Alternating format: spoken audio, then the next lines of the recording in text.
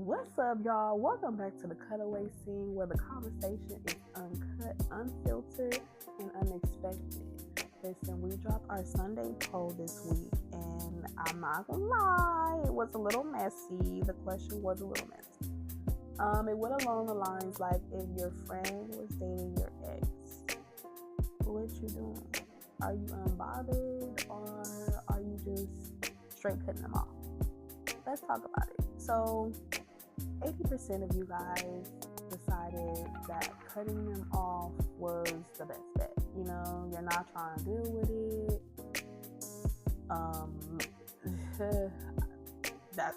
That's it. That's all, right? And the other 20% has said unbothered. You guys feel like you're not with them anymore, so there's no reason for you to trip. That's how some of you guys feel. You know, it's like, okay, they're adults, let them do them. It has nothing to do with me. Which is my hot take on it is I can definitely agree with you, because it's like, even though I am unbothered, I don't like combining my past with my current, or my past with my future. So because you are an ex, I removed you out of the way. Like, you're out of here. So that is kind of how I like to keep things. I like to keep things like organized that way. You know what I'm saying? But as my friend, my dog, whatever, what did you doing? We talked. Most likely, I confided in you about this person, and you are my friend for sure. And even though I'm unbothered about the situation, it's just me as a friend, I wouldn't want to be putting you in a situation where you have to divide your energy between me and Bruno. We don't talk about Bruno. You know, I wouldn't want you to have to even decide, or what if we have events on the same day or anything like that. Hypothetically, I wouldn't want you as a friend to have to choose between me and your relationship. And my thing is, if that is your happily ever after, let that be your happily ever after. Don't let me come in between that. So I would rather just cut both of you guys off, so you guys could go find that drink, but away from me, because that's weird. So go be weird over there. Be weird over there. Move down the bench. You can't sit with us. You're not wearing pink on Wednesdays. You can't sit with us. So y'all tell me, if your friend started dating your ex, what you doing? You unbothered, or you cutting them off? But you know what? That leads us to our main topic.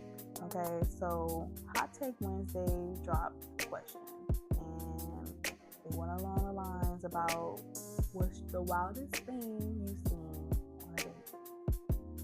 I read a couple of your stories, and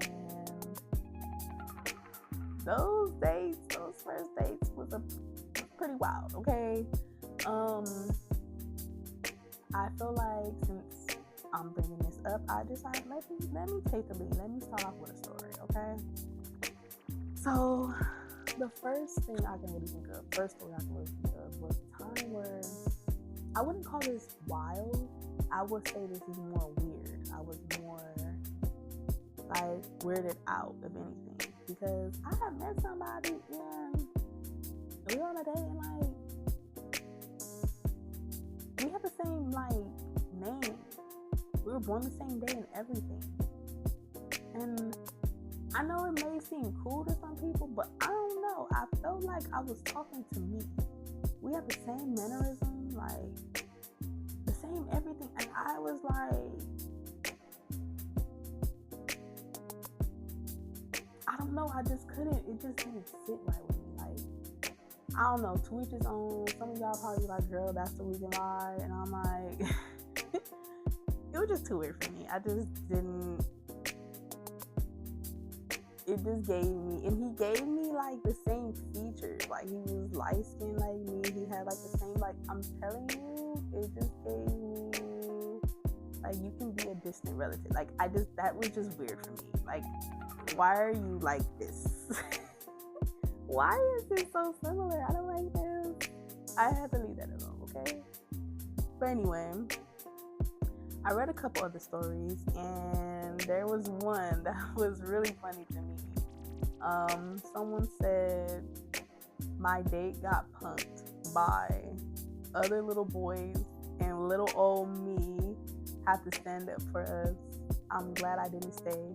It was only funny because I can hear this person say little old me. Like, I can you know when you read somebody's messages or something like that, you can kind of hear like how they say things, so it's kind of funny. But I'm glad you didn't stay either, because if you have to really, like, you know, defend both of you guys that one time, it's giving very much. You're gonna probably have to be defending for the rest of the relationship, and ain't nobody signing up to be no bodyguard. Like, So I can definitely agree with you. I'm glad you didn't stay, because what? We don't do that. Anyways, I also came across this other story, right? And it was pretty long, so I'm gonna basically sum it up. So this person goes on a date with someone, and they end up going to a church, right? And at the church, they decide they want to do a personality test on this couple, and end up putting them in counseling and telling them that they are not compatible.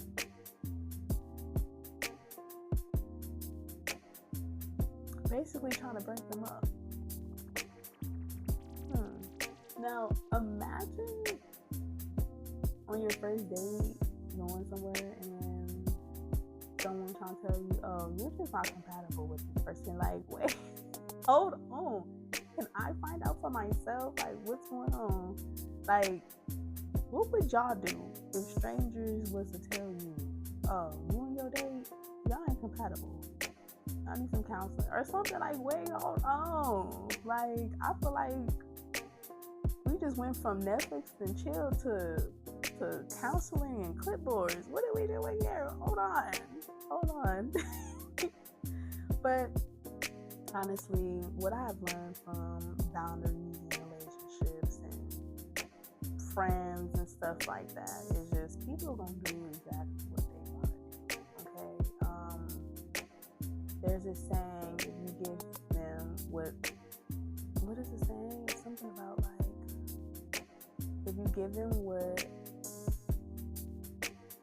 show them what they want, and they'll show you what they rather do. Something like that. They'll show you what they would rather do, you know?